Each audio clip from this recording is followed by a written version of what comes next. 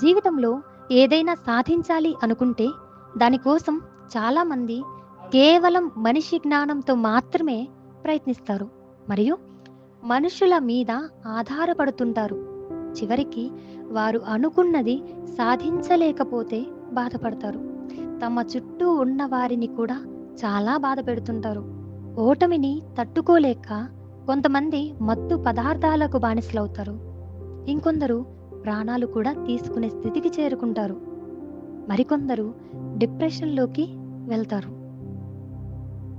నేను కష్టపడ్డాను. నాకు ఈ పని ఎందుకవ్వలేదు? నేను అనుకున్నది ఎందుకు సాధించలేకపోయానని ఒక్కసారి ఆలోచిస్తే, నీవు దేవుని మీద ఆధారపడలేదు కాబట్టి ఈ పరిస్థితి వచ్చింది అని నీకర్థమవుతుంది. సర్వశక్తిమంతుడైన దేవుడు నీకు తోడుగా ఉన్నాడు.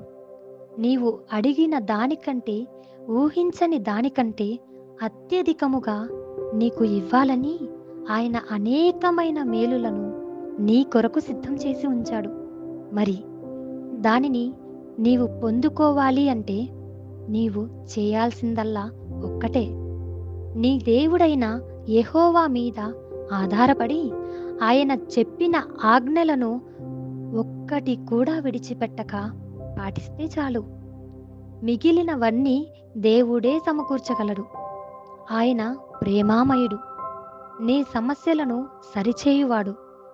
నీకు బదులుగా యుద్ధం చేయువాడు. ఆ దేవుడు నిన్ను గెలిపించడానికి ఎన్నిసార్లైనా నీ పక్కన నిలబడి నీకు విజయాన్ని ఇస్తాడు.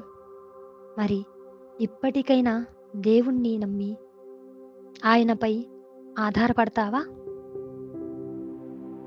నిర్ణయం నీదే.